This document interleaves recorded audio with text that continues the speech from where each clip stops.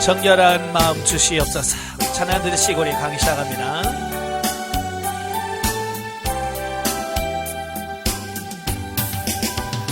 정결한 마음 주시옵소서. 주님,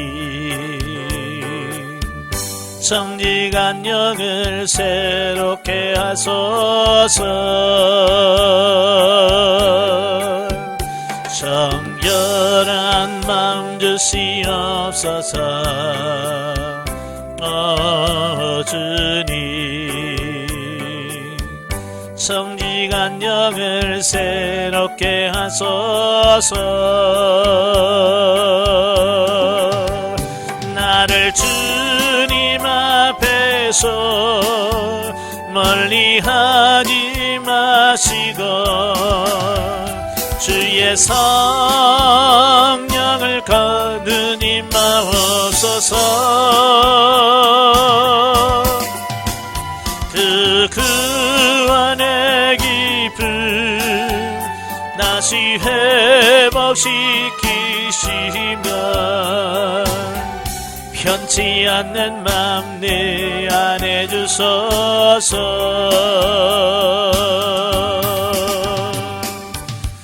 아멘.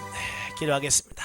은혜로우신 아버지, 오늘도 귀한 시간 허락해 주시고 우리를 훈련의 장소 인도하셔서 하박국서의 말씀을 같이 나누게 하셔서 감사합니다. 말씀 날 때 우리 지각을 열으셔서 알게 하시고 생각나게 하시고 깨닫게 하시는 하나님의 은혜가 있게 하옵소서. 시종을 맡기오며 예수님의 이름으로 감사하며 기도합나이다. 아멘. 네, 이 시간 우리 교재 143페이지입니다. 하박국서 서론적 이해를 보겠는데요. 143페이지. 제목 하박국서 가운데 그 여덟 번째 책인 소선지 가운데 여덟 번째 책인 본서의 한글 개역 성경의 표제명은 하박국이라고 되어 있죠. 이것은 그 히브리 원전의 제목인 하박국에서 유래되는 것입니다. 하박국이라고 하는 말은 껴안는 자 또는 매어 달린 자라는 의미를 갖고 있어요. 이는 그 본서의 내용과도 일치되는 표제로서 하박국 선지자가 하나님께 신앙적 문제를 가지고 매어 달리는 모습을 연상케 한다. 그러니까 하나님이 그 이름을 통해서도 하나님의 뜻을 나타내거든요. 그래서 그 이름의 뜻과 그 사역이 비슷한 것을 보게 돼요. 그래서 본서의 명칭은 다른 선지서들과 마찬가지로 저자의 이름을 그대로 반영하는 것이라고 봅니다. 그래서 히브리 원전의 전통을 따라서 70인역에서는 암바쿰이라고 되어 있고요. 벌게트역에서는 하박국으로 본서 표제를 삼고 있습니다. 사실 이 하박국서는 그렇게 많이 잘 알려지지 않는 성경이에요. 그죠? 우리가 하박국 하면 떠오르는 말씀이 포도나무에 열매가 없고 이제 그거 있잖아요. 무화과나무 열매 마르고 뭐 이런 거 있잖아요. 그거밖에 모릅니다. 거의 그 외에는 하박국을 잘 몰라요. 뭐 예전에 그 연세 많이 드신 분이 전도를 봐서 교회를 갔다 와가지고 그래요. 네. 글쎄 목사님이 호박국 얘기를 하는데 도대체가 그게 잘 모르겠다고 그러더래요. 그래서 호박국이요. 그랬더니 하박국을 처음 나오시니까 이 호박국을 알아들은 거죠. 그만큼 잘 알려지지 않은 그 성경이 바로 하박국이라고 볼 수 있어요. 저자와 기록 연대를 보면 본서의 저자는 본서의 내증 1장 1절과 3절 1장에서 하박국으로 되어 있고요. 본서의 통일성에 따라서 하박국으로 인정되어 왔습니다. 그런데 성경에 보면 이 하박국의 개인 신상에 대해서는 본서의 내용에 나타난 사실 외에 알려진 바가 전혀 없다라고 하는 겁니다. 그러니까 이 하박국서 외에는 하박국이라는 누가 증명해 줄 수 있는 이런 사람이다라고 소개해 줄 수 있는 부분이 없어요. 다만 그 개인 신상에 대한 추측 가운데 가장 신빙성 있는 견해는 3장 1절과 19절에 근거한 견해로서 그가 레이지파 출신의 성가대원이었을 것이라고 추정을 할 수 있습니다. 자, 왜 그러냐면 그 3장 1절에 보면 시기오롯이란 말이 나와요. 이 시기오롯이라고 하는 말은 음악의 형식을 뜻하는 거예요. 그러니까 시편에 보면 여러 그 찬양의 뭐라고 해요? 종류가 나오잖아요. 형식이 나옵니다. 뭐 마스길에 맞춘 노래, 여두둔에 맞춘 노래, 또 시가연이라고 하는 어떤 이런 음악 형식에 대한 말씀이에요. 뭐 요즘으로 말하면 재즈, 뭐 트롯, 뭐 이런 거 있잖아요. 그런 것처럼 그 하나님에 대한 찬양의 시인의 그 찬양의 그 형식을 말씀하고 있어요. 또 그 19절에 보면 이 노래는 지휘하는 사람을 위하여 내 수금에 맞춘 것이라 라고 하는 말씀을 하고 있거든요. 그러니까 이런 말들은 전문 용어거든요. 전문 용어이기 때문에 일반 평신도들은 모르는 거예요. 일반 이스라엘 사람들은 모르고 그 레위 사람 중에서 특별히 하나님을 찬양하는 성가대원들이 있잖아요. 찬양대원이 있습니다. 그 찬양대원에는 이런 것들을 잘 알죠. 네, 늘 그런 부분에서 아니까. 그래서 아마 그 성가대원 중에 하나일 것이다 라고 우리가 추정을 해볼 수 있습니다. 이처럼 본서의 저자 하박국에 대해서는 명확하게 알려진 것이 거의 없다. 다만 그의 신앙적 회의가 많아서 후대 사람들에 의해서 구약의 도마라는 별명을 얻었습니다. 그래서 하박국의 별명이 구약의 도마. 우리 신약에 예수님 부활하실 때에 제자들이 예수님 부활했다 그러니까 도마가 뭐라고 그래? 나는 못 믿겠다. 나는 그 손가락에 손을 넣어보고 옆구리에 손 안 넣으면 나는 못 믿어 라고 말하잖아요. 그러니까 꼭 봐야만 믿는 어떤 그런 성격을 가지고 있어요. 이 하박국도 마찬가지예요. 하나님 앞에 그가 질문을 던지잖아요. 왜 세상이 이렇게 악한데 왜 하나님 징계하지 않습니까? 라고 하나님께 어떤 질문적인 이런 부분이 도마와 좀 비슷하다. 그래서 구약의 도마라는 별명이 붙여져 있고요. 본서가 지닌 시적 문체로 인해서 이사야의 능력과 예레미야의 정서가 조화된 선지자라고 하는 어떤 평가를 받고 있습니다. 한편 본서의 기록 연대는 그 1장 6절부터 10절에 그 갈대아의 남유다 침입 예언으로 미루어 추정해 볼 수 있습니다. 그러니까 아직은 남유다가 멸망하지 않고 멸망을 예언하고 있다는 거예요. 그러니까 멸망하지 않았고 멸망을 예언하고 있다는 점에서 대충 어느 쯤이다 라고 우리가 시기를 예측할 수 있는 거죠. 본서에 등장하는 갈대아는 구체적으로 소위 신바벨론이라고 불리는 세력을 가리킵니다. 이들이 흥왕하기 시작한 시기는 BC 625년에서 605년 그 나볼폴라살이 통치하던 때입니다. 이때는 남유다의 요시야 왕의 제위 기간과 거의 맞물립니다. 그 요시야 왕의 제위 기간은 왕 때는 아직 아수르의 힘이 비교적 강했던 시기였었고요. 그 후에 BC 612년에 그 아수르의 수도 니느웨가 그 바벨론과 메대 연합국의 침공으로 함락된 다음에 근동의 정세는 바벨론의 세력권 내에 들어가게 됩니다. 그리하여 아수르가 국가적으로 바벨론에 의하여 완전히 멸망한 해인 BC 605년에도 그 남유다도 그 바벨론의 1차 침공을 받게 되는데요. 바로 1장 6절에 갈대아의 남유다 침입 언급이 바로 이를 염두에 둔 표현이라고 볼 수 있는 거예요.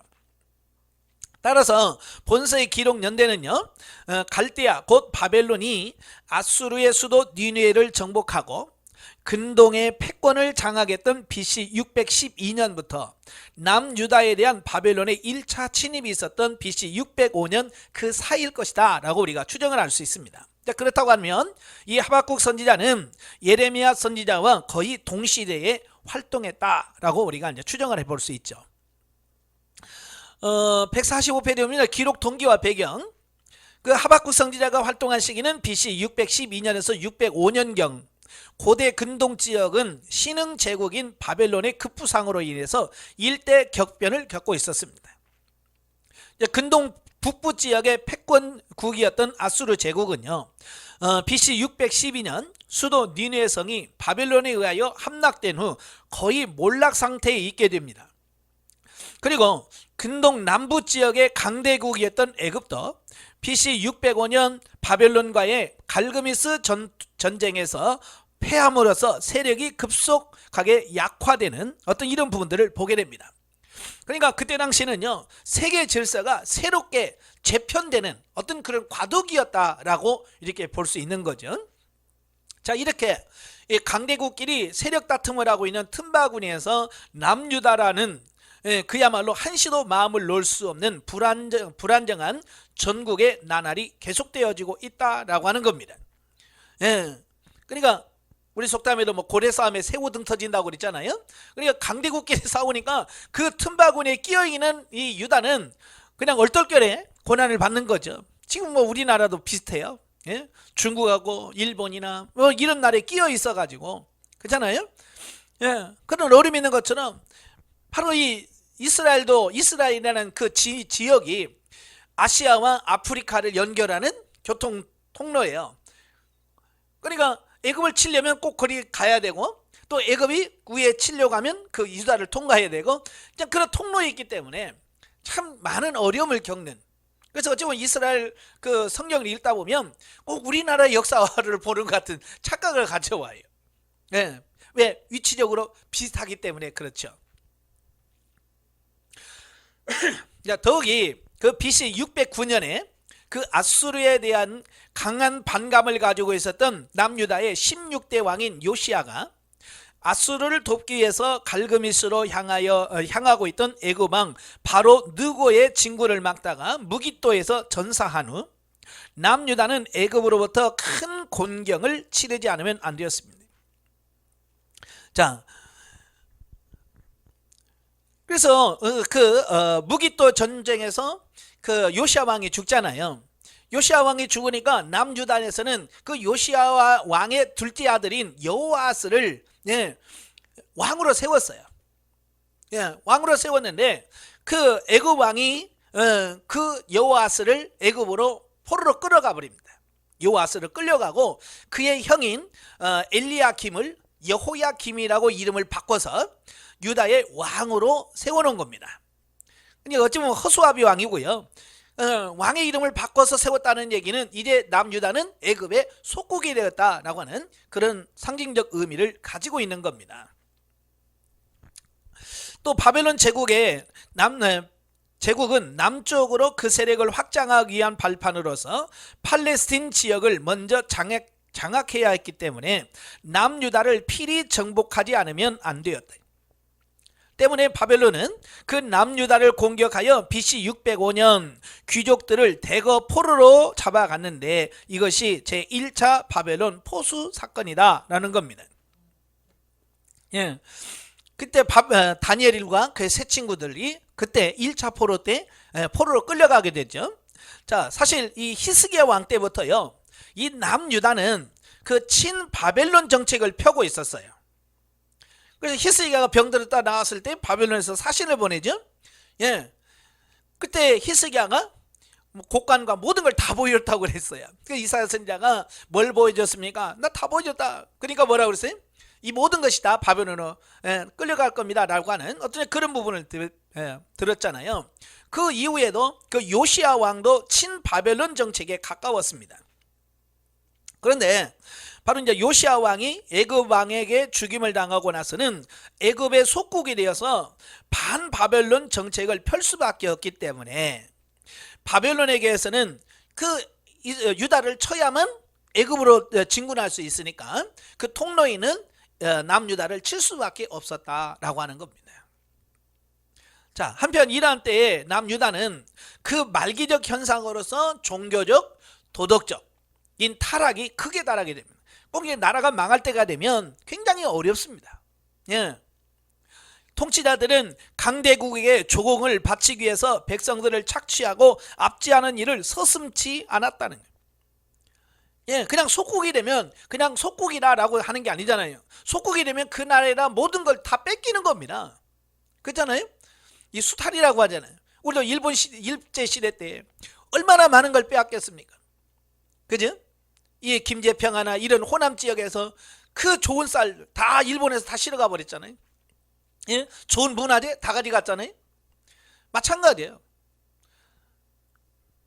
이스라엘 백성들이 남유다가 그 속국이 되었다고 하는 말은 많은 것을 뺏기는 거예요. 그래서 조공을 바치려면 많은 돈이 필요해요. 근데 뭐 왕들이 뭐 자기들이 뭐 사업해서 돈 법니까?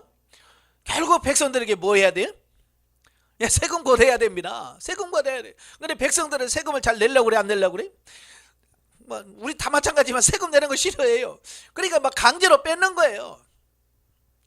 그러다 보니까 결국은 뭐야? 나라가 어지러울 수밖에 없는 거야. 그렇지 않아도 힘든 반에 착취를 당하고, 예? 자, 그런 상황이죠. 그러니까 그런 상황에서 또 하나님의 선지자들은 그러면 안 된다라고 하나님의 말씀을 선포하는 겁니다. 지도자의 입장에서는 뭐예요?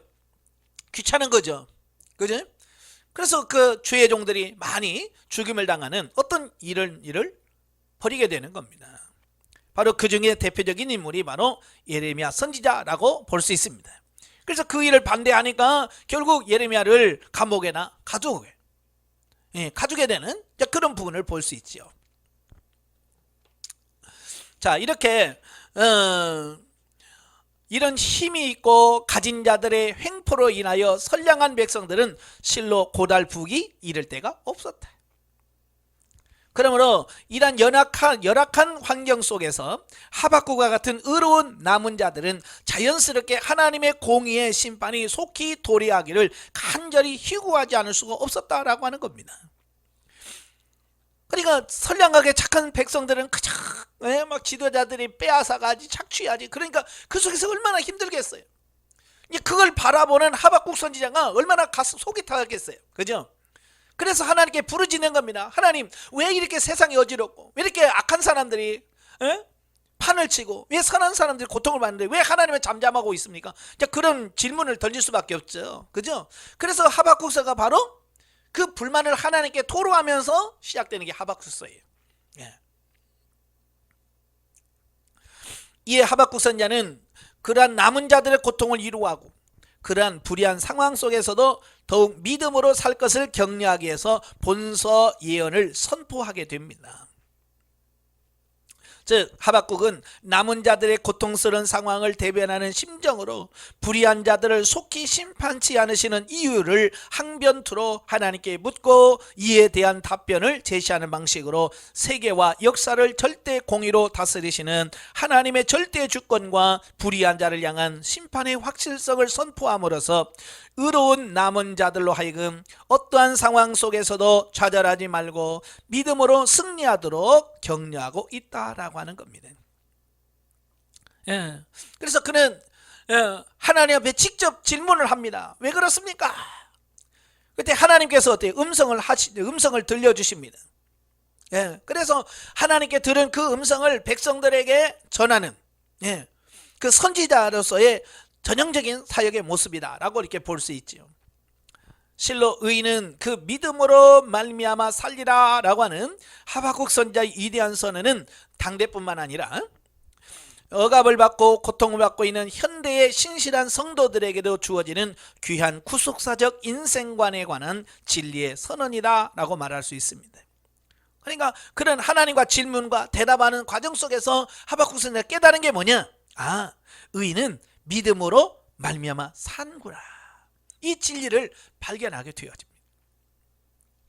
하박국의 특징을 보면 첫째, 본서는 형식면에 있어서 선지자들이 받은 바 계시를 그대로 선포하는 다른 선지자들과는 달리 본론 전반부는 선지자의 질문에 하나님께서 답변하는 형식으로 이루어져 있고요.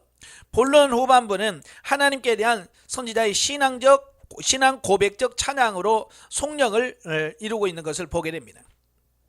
그러니까 보통 다른 선지자들은 하나님의 음성을 듣고 이렇게 외쳐라 라고 하면 그 말씀을 듣고 가서 외치죠. 근데 하박국 선지자는 하나님의 음성을 듣기 전에 먼저 하나님께 질문한다는 거예요. 묻는다는 겁니다. 이게 다른 일반 선지자들과 좀 다르다라고 하는 거예요. 이걸 통해서 우리에게 뭘 가르쳐 주냐면 하나님께서는 하나님께 질문하고 하나님께 묻는 자에게 대답해 주신다고 하는 것을 우리에게 가르쳐 주고 있어요. 그리고 영성훈련에서 하나님께 물으라고 하는 말을 많이 하시잖아요. 그죠? 예, 잘 묻고 계신가요? 예, 하나님은요 이렇게 하나님께 질문하면 기도하면 하나님께 그 질문에 대해서 답해 준다는 겁니다. 바로 그걸 이 하박국 선지자의 특징 중에 하나다라고 볼 수 있습니다.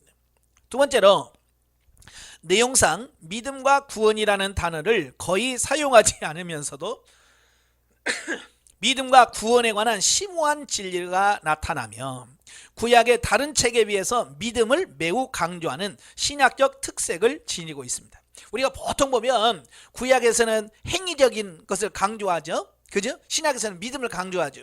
근데 이 구약 성경인 이 하박국서는 굉장히 믿음을 강조하고 있다라고 하는 겁니다. 그런 점에서 신학적 특색을 가지고 있다라고 본다는 거예요.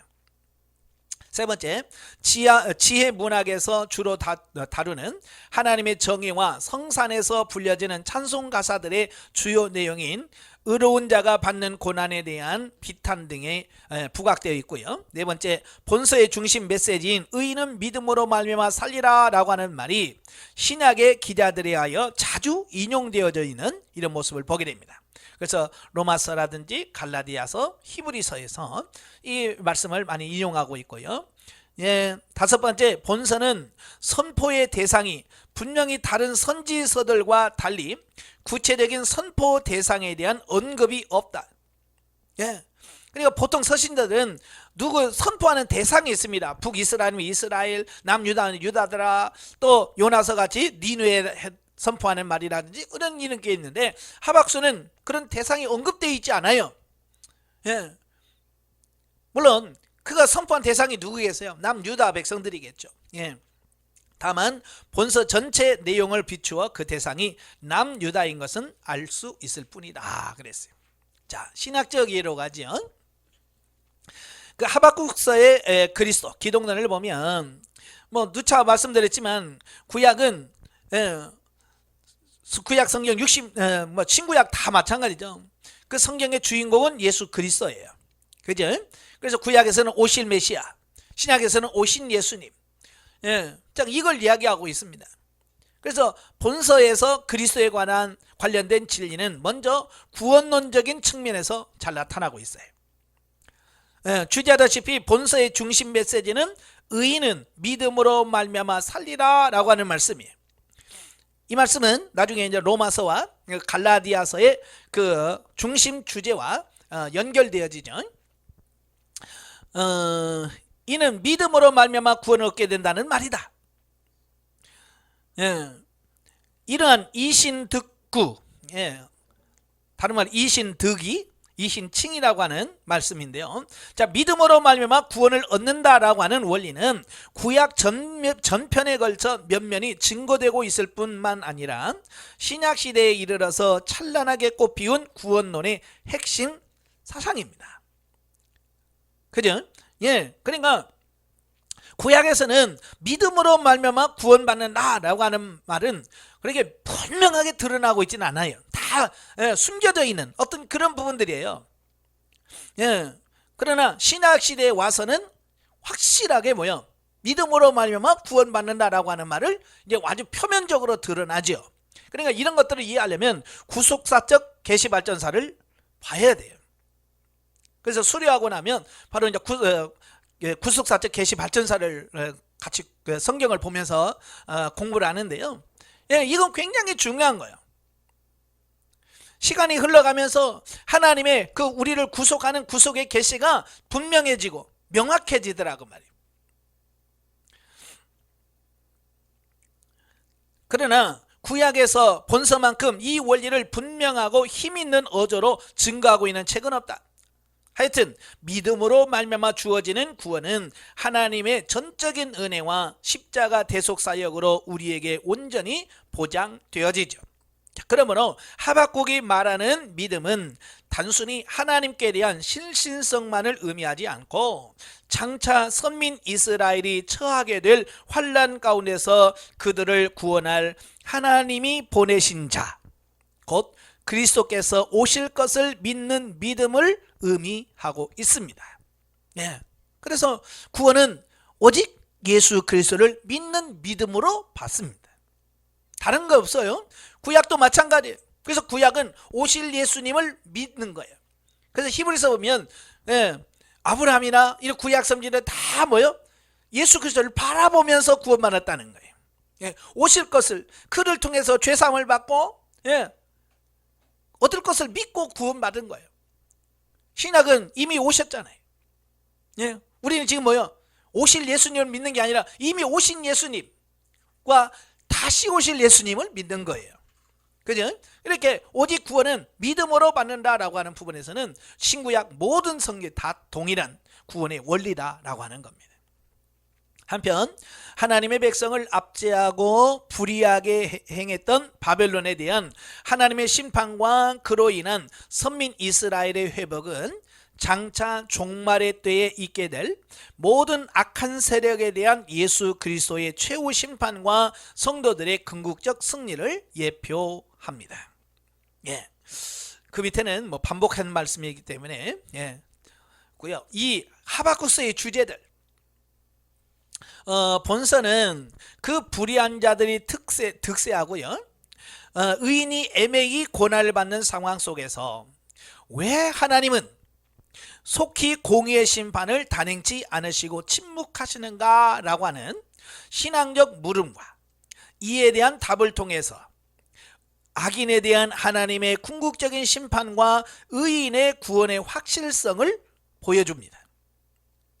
더 나아가 이 모든 일을 주관하시는 하나님의 절대 주권과 공의를 보여주는 책이다. 자, 이런 대주제하에서 제시하고 있는 기본 주제들을 살펴보면 첫째, 하나님의 통치는 의로우시다라고 하는 겁니다. 하박국 선지자는 지체되는 듯하고 이해하기 힘든 하나님의 공의 시련에 대하여 신앙적 회의에 빠질 수밖에 없었다라고 하는 겁니다. 왜? 세상이 너무 험하고 악하니. 저도 가끔 그런 생각을 해요. 예? 세상이 너무 이렇게 힘든 걸 보면서 하나님이 정말 살아계시다면 이런 걸 좀 심판해야 되지 않나 라고 하는 어떤 그런 뭐 하나님에 대한 불신은 아니고 이런 걸 좀 이렇게 참 했으면 좋겠다라고 하는 그런 마음이 있거든요. 이건 신앙인이라면 누구나 품을 수 있는 의문이기도 합니다. 왜? 악인들이 잘 되고 의인들의 고난을 받는 이런 상황 속에서 어찌 보면 그런 질문이 나온다는 것은 자연스러운 게 아닌가. 그렇죠? 예, 세상이 너무 힘드니까. 그러나 하박국의 질문에 대한 하나님의 응답에서 나타나듯이 하나님의 통치는 의로우시며 선하다라는 겁니다. 쉽게 말하면 이런 거예요. 우리가 보는 것과 하나님의 통치가 다를 수 있어요. 그죠? 예, 우리의 생각과 하나님의 생각이 다르니까. 그래서 우리는 하박국처럼 하나님이 맞지 않습니다. 우리 생각이 맞아요 라고 우리 딴에는 그렇게 생각할 수 있어요.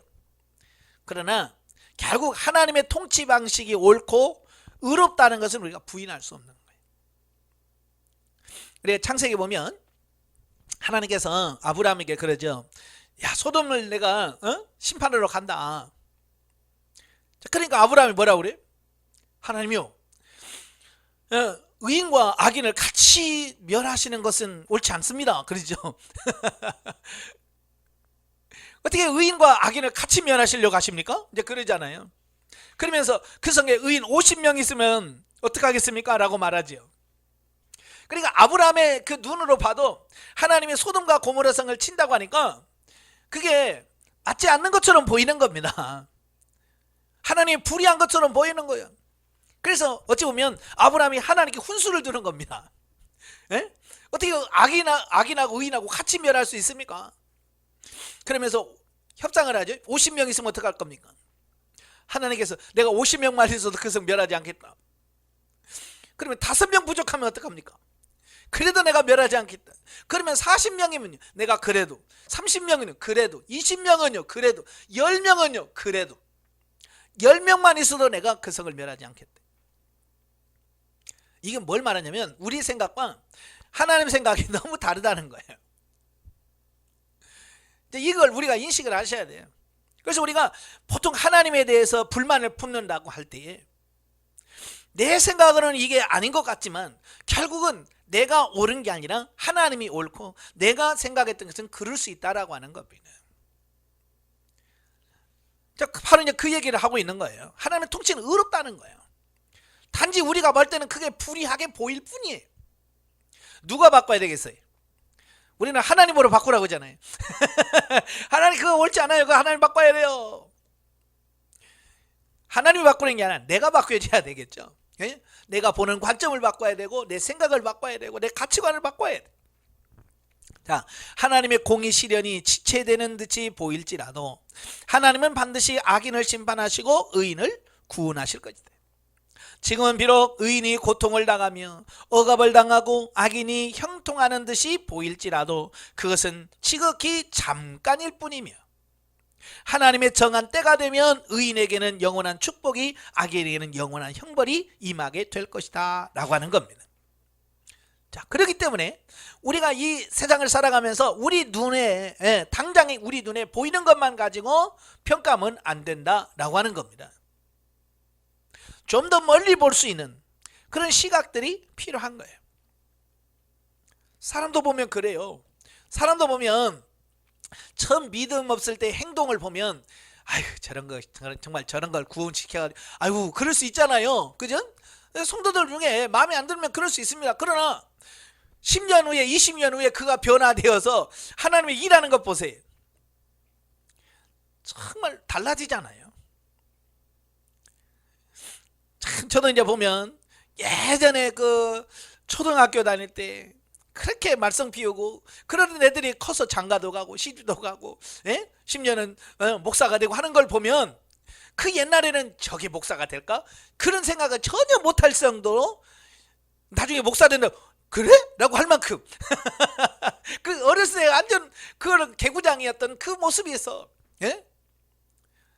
나중에 성장해서 그런 모습이 전혀 안 나타나잖아요.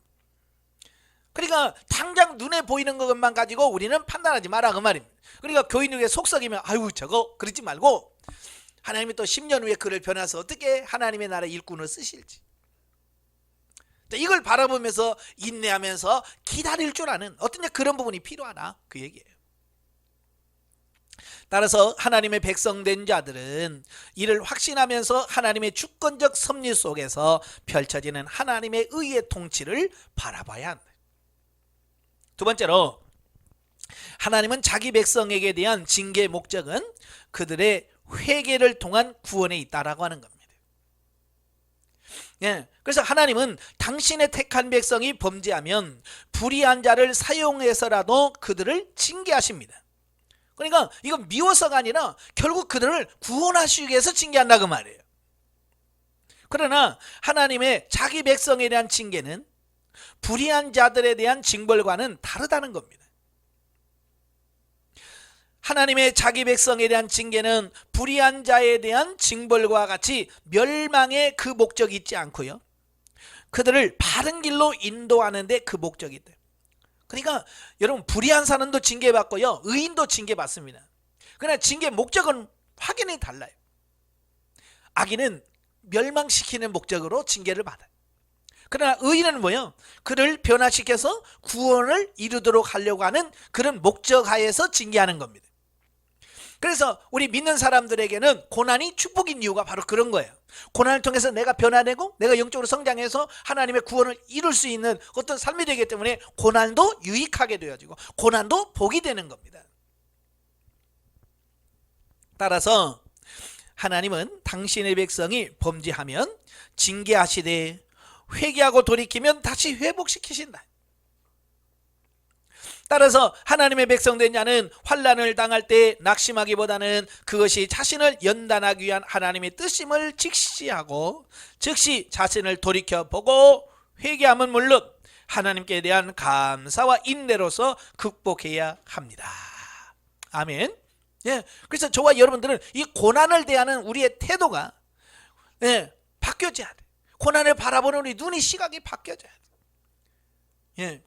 그래서 우리는 고난이 축복이라 아멘 할 수 있는 그런 삶이 되는 거예요. 세 번째로 불의한 자들의 종국은 멸망이다. 그러니까 하나님의 택한 백성들은 회개를 통한 구원이지만 반대로 불의한 자들의 종국은 멸망이라는 겁니다. 선과 악이 혼재되어 있는 구속사의 도정에서는 불의한 자가 흥황하는 일을 흔히 볼 수 있다. 이거 뭐 예나 지금이나 똑같아요. 지금이라고 뭐 없는 게 아니에요. 지금도 역시 불의한 자가 형통합니다. 죄짓고 범죄하고 사기친 사람은 수천억씩 벌어요. 정말로 정직하게 일하는 사람들은요 직장에서 쫓겨나기도 하고요. 그렇습니다. 그러나 이는 현세에서만 가능한 일시적인 현상으로 당차 도래할 하나님의 나라에서는 있을 수 없는 일이다. 공의로우신 하나님께서는 장차 있을 최후의 심판날에 의인과 불의한 자를 나누사 그 행한 대로 심판하심으로 불의한 자들을 완전하게 멸하실 것이다 라고 하는 겁니다. 그러니까 지금 당장 그와 같은 하나님의 심판이 이루어지지 않고 유보되고 있는 것은 아무도 멸망치 않고 다 회개하게 이르도록 하기 위한 인간을 향한 하나님의 인자심과 길이 참으심의 풍성하심으로 인한 것으로 하나님의 정한 때가 되면 회개하고 싶어도 할 수 없게 되어지는 겁니다. 그러니까 하나님은 때가 있어요. 아무 때나 하는 게 아니라 하나님의 정한 때가 있어. 그 때가 되기 전까지는 어때요? 지금 하나님께서는 길이 참으시는 겁니다. 그렇기 때문에 우리가 지금 살고 있는 겁니다. 그래서 우리가 하나님의 심판이나 이런 게 없을 것처럼 살지 말고 하나님께서 인내하시지만 그 때가 얼마 남지 않았다는 사실을 인식하고 하나님께서 주신 기회 때 우리가 회개하고 돌이켜서 변화되는 것이 가장 중요한 거예요. 아시겠죠? 그래서 우리가 지금 살고 있는 나의 현재 내 삶이 굉장히 중요한 거예요. 그래서 나중에 후회하지 말아야 돼요. 하나님의 심판대 앞에 가면 이제는 후회해봐야 소용없습니다. 그죠? 가끔 보면 뉴스 보면 이미 사람 다 죽이고 나서 뭐예요? 경찰 끌려가면서 죄송합니다 그러잖아요. 그럼 무슨 소용이 있어요? 아무 소용 없잖아요. 그 범죄하기 전에 그거 빨리 고치고 그런 일을 안 했으면 그럴 일이 없잖아요. 근데 그걸 이기지 못하고 범죄하고 나서 고개 푹 숙이고 마스크 쓰고 죄송합니다 뭐 할 말 없어요? 죄송합니다. 그거 해봐야 무슨 소용이에요? 마찬가지로 우리도 나중에 하나님 앞에 심판대 앞에 섰을 때 하나님 앞에 그때 가서 우리도 똑같이 죄송합니다 그럴 거예요? 그럴 수 없잖아요. 그래서 지금 내가 살고 있는 이 삶이 굉장히 중요한 거예요. 어떻게 살았냐에 따라서 나중에 심판대 앞에서 어떻게 하나님의 징계 처분을 받을 것인가라고 하는 결정되어지. 그냥 오늘 한 날의 삶이 매우 중요하다. 아시겠죠? 그래서 나중에 후회함이 없도록 지금 잘 사셔야 됩니다. 네 번째로 하나님은 범죄한 당신의 백성의 징계의 도구로 불의한 자들을 사용하기로 하신다라는 겁니다. 즉 하나님께서는 항상 의인만을 자신의 계획 속에 참여시키는 것이 아니라 하나님을 전혀 모르고 무시하는 자들도 사용하셔서 당신의 뜻을 이루실 뿐만 아니라 그들을 자기 백성의 죄를 깨닫게 하는 징계의 도구로도 사용하신다라고 하는 겁니다. 또한 하나님께서는 그러한 과정 속에서 불의한 자들이 하나님의 전능하심과 주권을 깨닫고 하나님께로 돌아오기를 원하신다라는 겁니다. 그러니까 하박국이 왜 하나님 이렇게 징계하지 않고 있습니까? 그러니까 하나님께서 뭐라고 그래? 내가 이미 갈대아 사람을 준비해놨다. 그러니까 두 번째로 아니 왜 우리보다 더 불의한 사람들을 데려다가 왜 우리를 징계하십니까? 이제 그 얘기거든요. 그러니까 우리 하나님은 항상 선하고 착한 사람만 들어서 쓰실 거라고 생각을 하는데 하나님은 그렇지 않아요. 하나님의 뜻을 이루기 위해서는요 의인도 쓰이지만 악한 사람도 들어서 쓰신다는 겁니다. 이걸 우리가 대인관계 훈련할 때 많이 들었던 말이죠. 파트너. 파트너는 의로워서 쓰는 게 아니에요. 그가 착하기 때문에 쓰는 게 아니라 나를 훈련하기 위한 도구로 파트너를 이용하시고 삼으시는 겁니다. 그러니까 결국 우리를 세우시기 위해서 하나님께서는 그런 악인들도 쓰신다는 겁니다. 그래서 이 파트너는 도구예요. 아시겠죠? 이 파트너가 가족이 될 수도 있고 누구도 될 수 있습니다. 심지어 불신자도 될 수도 있고 또 뭐 그들만 됩니까? 아니에요. 가장 많은 파트너는 가족 안에 있는 식구들입니다. 식구들이 파트너가 되어서 열심히 훈련시키죠. 그죠? 그래서 그 사람이 꼭 의로워서만이 파트너가 아니고 또 때로는 죄인이라서만 또 도구 쓰이는 게 아니고 때로는 어느 사이에 나도 모르는 사이에 목사인 우리도 누군가의 파트너가 되어줄 수도 있습니다. 그래서 이제 평신도들하고 상담을 하다 보면 목사님 때문에 시험 들었어요 라는 평신도도 있어요. 왜냐하면 바로 그 사람을 깨트리기 위해서 목사라고 하는 목사를 그들의 파트너로 사용하셨기 때문에 그럴 수 있거든요. 예. 그래서 제가 그러죠. 예. 그 미워서가 아니라 하나님께서 지금 목사님을 당신의 파트너로 썼다. 예. 중요한 것은 빨리 회개하고 돌이키는 게 중요한 거다. 돌이키면 그 관계도 다시 회복될 거다라고 가르치거든요. 예. 그래서 우리가 이 파트너의 개념을 잘 이해하시기를 바랍니다. 다섯 번째는 의인은 믿음으로 말미암아 살게 된다는 겁니다. 악인은 비록 위태하고 곤혹스러운 상황에 처한다 할지라도 끝내는 그 믿음으로 승리하는 삶을 살게 됩니다. 물론 엄밀한 의미에서 태초 아담의 타락과 범죄 아래 그 후손인 인간들 가운데서는 도덕적 차원의 의인은 있을 수 없다. 그렇죠? 이 세상에서 도덕적 죄가 하나도 없는 의인은 없습니다. 모든 사람이 다 죄인입니다. 그래서 도덕적 윤리적 의인은 없어요. 그러면 이 세상에 존재하는 의인은 누구냐? 예, 하나님으로부터 칭의, 의롭다라고 칭함을 받는 사람들만 있을 뿐이에요. 아시겠죠? 예. 그래서 이 세상에는 도덕적으로 윤리적으로 완전한 자, 완벽한 자가 없습니다.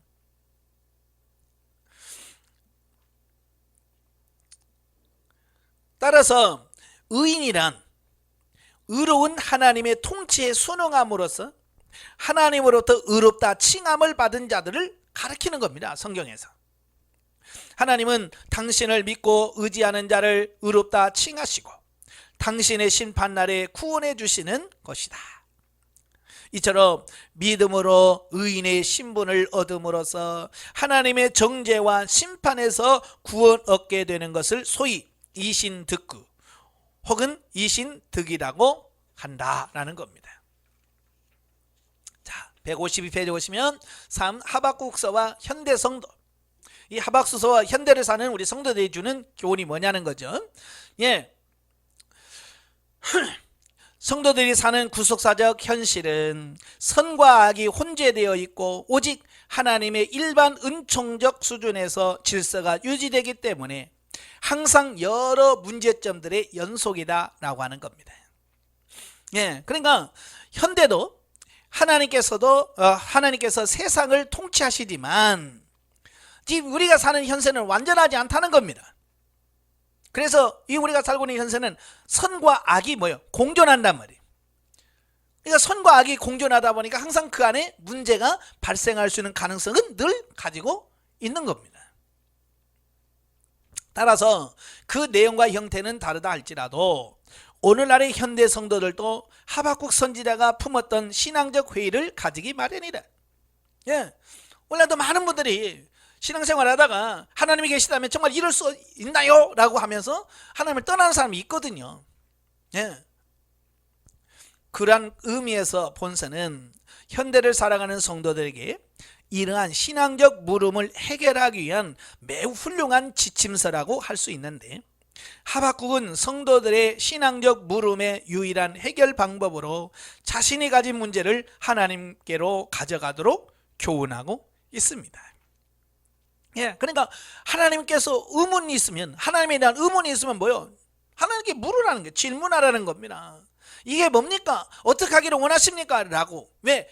궁극적인 해답은 하나님께 있으니까. 그렇잖아요? 내가 머리 굴려서 막 생각을 해도 우리 머릿속에는 한계예요. 정말 하나님께서 주셔야만 정답인 거예요. 그래서 모세가 광야의 이스라엘 백성들을 이끌어갈 때 얼마나 많은 문제가 있겠어요. 그지? 그래서 어지간한 것은 자기가 판결하지만 자기가 판결할 수 없는 부분은 하나님께 꼭 가져가서 묻습니다. 예. 그래서 그런 부분은 하나님의 말씀을 듣고 하나님의 말씀에 따라 그이들을 처리하는 이런 모습을 보게 되죠.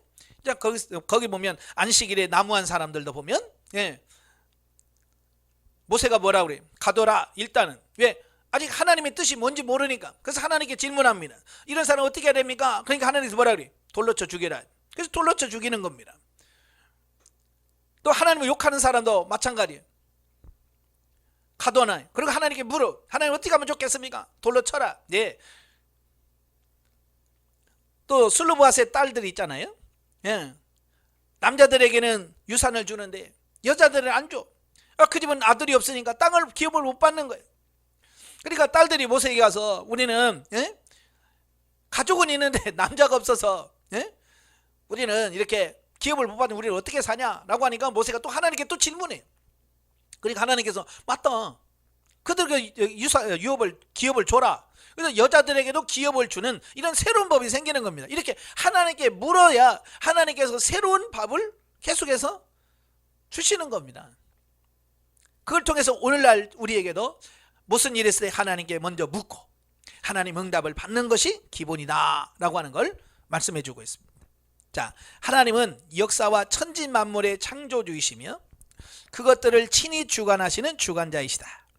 이 세상의 모든 일이 그로 말미암지 않는 것이 없다. 따라서 성도들은 신앙적 물음이나 모든 여타의 문제들을 하나님 안에서 해결하고자 할 때 그 길을 찾을 수 있다. 특별히 하나님께서는 성도들이 자신의 뜻을 알 수 있는 방법으로 하나님의 말씀 외에 기도라고 하는 또 다른 방법을 주셨다. 그러므로 성도들은 하나님 말씀 안에서 이 세상과 세상을 향한 하나님의 뜻이 무엇인지를 발견하기를 힘쓰되 기도를 통한 하나님과의 교제를 통해 직면한 문제들을 해결받아야 할 것이다. 아멘. 그래서 하나님께서 우리에게 여러 가지 선물을 주셨지만 그 하나님께서 주신 선물 중에서 기가 막힌 선물이 기도예요. 그죠? 기도를 통해서 하나님과 교제하고 기도를 통해서 하나님의 뜻과 하나님의 음성을 듣고 하는 겁니다. 근데 왜 많은 사람들은 이 기도를 특권이라고 생각하지 못하고 왜 짐이라고 생각할까요? 왜 기도만 하면 기도라고만 말만 나와도 왜 부담감을 느낄까요? 기도에 대해서 잘 모르기 때문이 아닌가라고 합니다. 그래서 하나님께서 저와 여러분들에게 기도할 것을 말씀하셨고 기도하면 분명히 응답해 주실 것을 말씀해 주고 있습니다. 그래서 우리가 우리 머리로 자꾸 굴려서 뭔가를 해결하려고 하지 말고 저 하나님 앞에 기도하면 하나님께서 답이 오신 그래서 항상 기도하면서 문제를 풀어가는 저와 여러분이 되어야 될 줄로 믿습니다. 자, 153페이지에 보면 구속사적 이해가 나오는데요. 이 구속사, 자, 의인은 세상에서 연약해 보이지만 그 생명의 근원이 하나님으로 말미암기 때문에 하나님의 교훈을 따라서 믿음으로 영원히 산다라는 겁니다. 반면에 불의를 위해 사는 악인은 사람이 만든 우상을 신으로 섬기고 자기를 위해서 삽니다. 자, 이걸 보면 여러분 신자와 불신자가 세상을 사는 방식이 달라. 그죠? 그래서 보통 갈등하는 게 뭐냐면 이 방식이 다르기 때문에 생기는 거거든요. 그러니까 가족들 부부간에도 한 분은 믿고 한 분은 안 믿으면 그 생활 방식이 다르기 때문에 그것 때문에 갈등할 수밖에 없어요. 그러니까 예수 믿는 사람은 주일날 교회 가야 되고 예수 안 믿는 사람은 등산 가야 되고 그러잖아요. 그러니까 주일날 되면 등산 가자 교회 가자 그거 가지고 갈등하고요. 왜? 사는 방식이 다르니까. 그래서 사도 바울도 믿지 않는 자들과 멍에를 같이 하지 말라고 하신 이유가 바로 이런 세상을 사는 방식이 다르기 때문에 수많은 갈등이 생길 수밖에 없다는 걸 알기 때문에 불신결혼하지 말라라고 말씀해주고 있는 거거든요. 자, 그들은 악으로 모든 것을 정복하지만 악이 바로 죄악을 얻는 것이기 때문에 하나님의 공의로서 멸망을 받게 됩니다. 즉 불법과 죄악을 통해서 얻은 부귀, 영화, 명예, 권세 때문에 스스로 저주와 멸망을 받게 되고 그들이 남을 괴롭힌 것 이상으로 괴롭힘을 받게 된다는 것을 본서를 통해서 알 수 있다. 그러니까 불법이라든지 불의는 당장에는 뭐가 유익이 있는 것 같아요. 그죠? 더 많이 버는 것 같아요. 사기치는 사람 보세요. 수천억을 그냥 순식간에 벌잖아요. 그죠? 근다고 그게 오래 갑니까? 나중에 법정에 서고 막 하는 이런 모습을 보면서 차라리 그거 안 벌고 그렇잖아요? 그거 안 벌고 그냥 그렇게 정직하게 살았으면 그렇게 창피하지 않을 거 아니에요.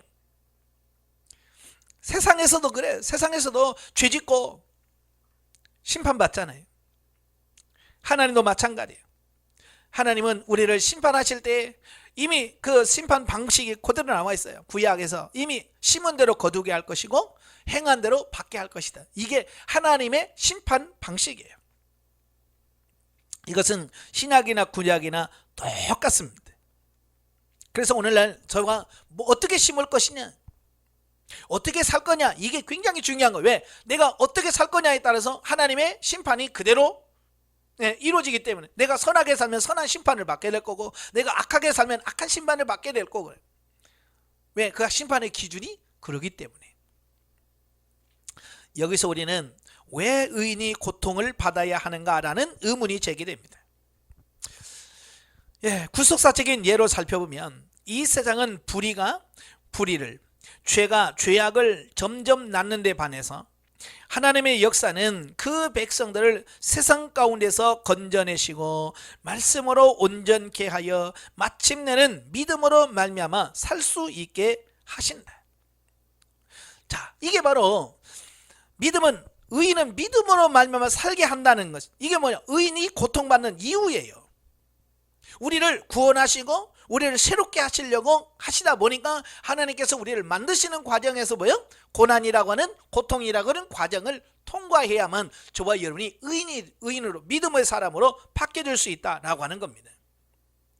그러니까 결국은 우리를 온전하게 구원하게 하기 위해서 의인을 고통 가운데, 고난 가운데 있게 하는, 이게 다시 말하면 미워서 그런 게 아니라는 얘기예요. 넘겨서 구속의 적용을 보면, 하나님께서 제일 싫어하는 것은 뭐냐? 하나님보다 세상을 더 사랑하고 의지하는 삶에 머무는 겁니다. 그래서 요한일서 2장 15절 16절이면 이 세상이나 이 세상에 있는 걸 사랑치 말라. 그러면 하나님의 사랑이 너희 속에 있을 수가 없다라고 말합니다. 그래서 오직 하나님만 사랑하고 하나님만 의지하기를 원하시. 그래서 본서에서 의인은 믿음으로 말미암아 살리라 라고 하는 말씀은 하나님의 말씀대로 순종하며 사는 것을 말한다. 그러니까 악인과 의인의 차이가 뭐예요? 하나님의 말씀대로 사느냐, 하나님의 말씀에 순종하느냐, 하나님의 말씀에 불순종하느냐, 이게 악인과 의인의 차이예요. 도덕적으로 뭘 죄를 짓고 안 짓고가 문제가 아니라 하나님 말씀에 순종하느냐 그렇지 않느냐, 이게 차이란 말이에요. 세상의 우상은 헛되며 생명이 없다.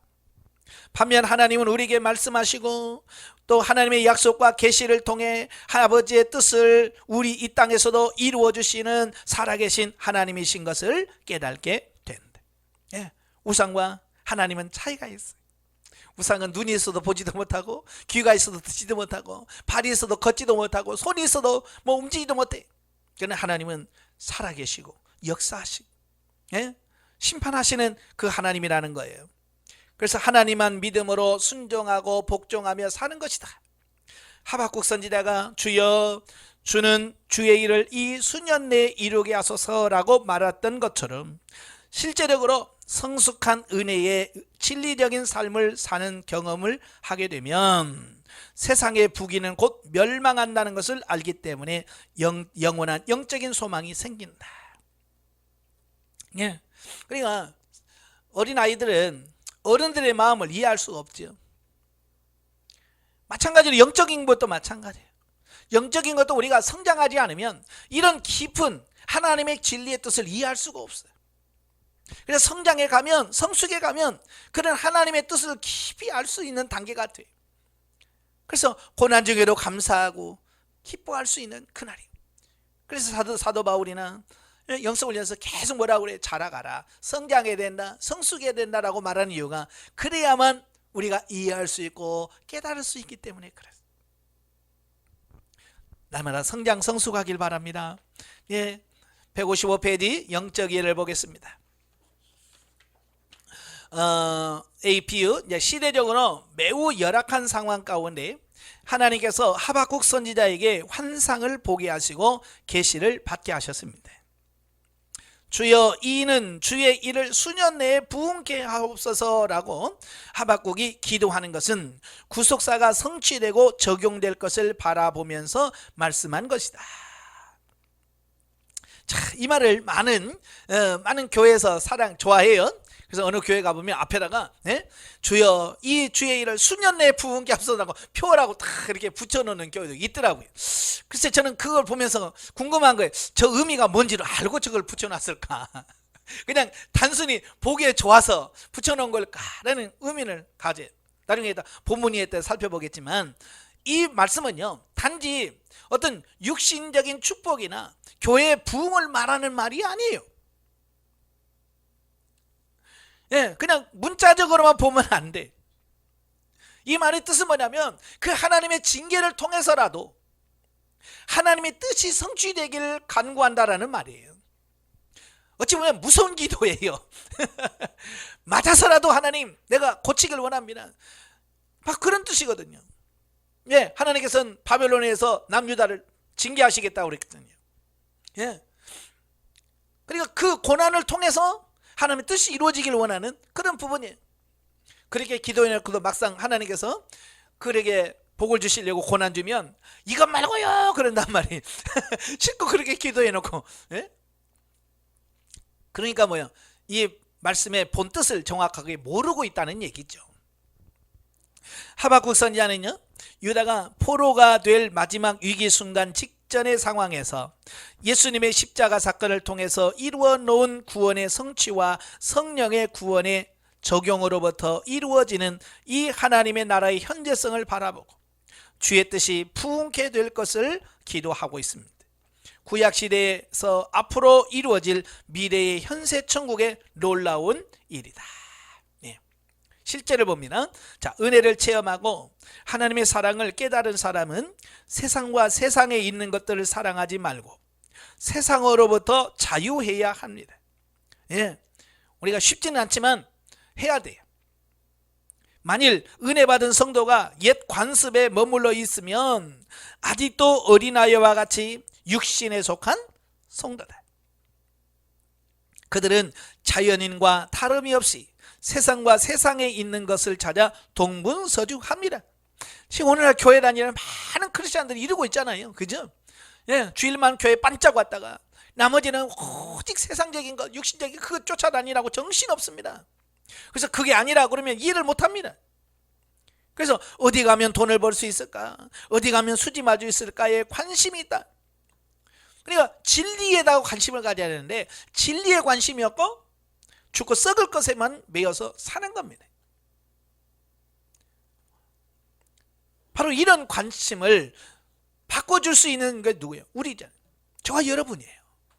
우리가 바로 이걸 깨닫고 성도들에게 바른 진리를 가르쳐서 그들이 바른 길을 갈 수 있도록 해야 되는 사명이 목회자들에게 있는 거예요. 그래서 누구보다도 목회자가 영성훈련을 받아야 되고 영성으로 깨어 있어야 돼. 자, 넘겨서 반면에 영적으로 성숙한 사람은 다르다. 어떻게 하면 내가 좀 더 성숙하게 살 수 있을까? 어떻게 하면 좀 더 신령한 은혜 안에 살 수 있을까를 생각합니다. 그러니까 지금 우리가 고민은 이게 돼야 돼. 어떻게 하면 교회 성도 늘려볼까? 뭐 이게 아니라 내가 어떻게 하면 성숙할 수 있을까? 어떻게 하면 더 성장할 수 있을까? 이걸 고민하셔야 돼. 즉 근심하는 방법이 다르다. 육신적인 세상적인 근심이 아니고 하나님의 뜻에 따라 하나님의 뜻대로 하는 근심하는 자가 되어야 한다는 사실이에요. 세상의 근심은 뼈를 마르게 하고 심령을 상하게 합니다. 그러나 하나님의 뜻대로 근심하는 것은 우리가 하나님 앞에 점점 더 죄를 발견하고 죄를 해결하는 사람이 되게 됩니다. 그래야 더 풍성한 은혜와 풍성한 구원의 역사를 체험하게 됩니다.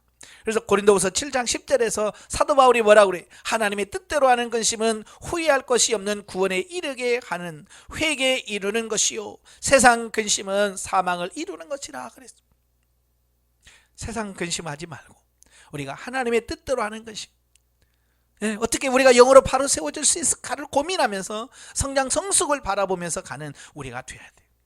자, 영적으로 성숙한 단계에 들어가면 육신적으로 부귀, 영화, 명예, 권세를 맛봐도 이것은 우리의 영혼의 참 생명이 아닌 것을 느끼게 되기 때문에 소꿉놀이와 같이 허무한 삶인 것을 알게 되며 하나님의 뜻을 행하는 것이 영혼의 양식이 됨을 깨닫게 됩니다.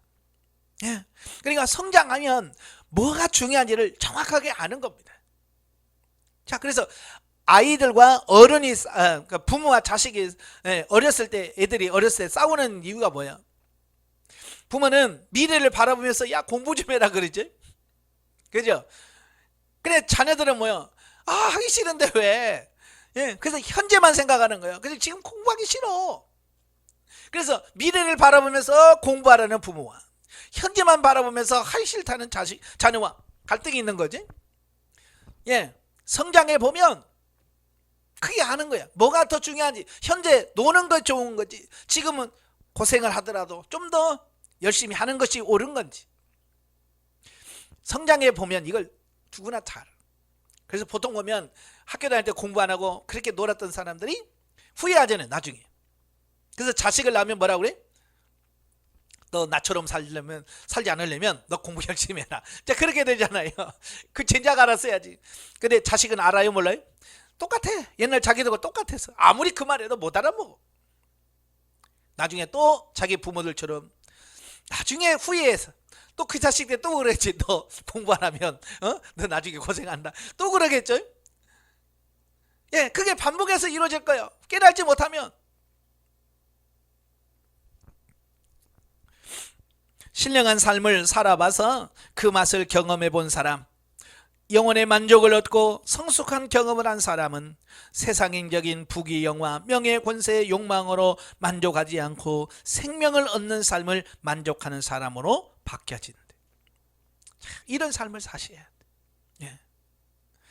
이런 성도가, 우리는 목회자가 되길 주며 축원합니다.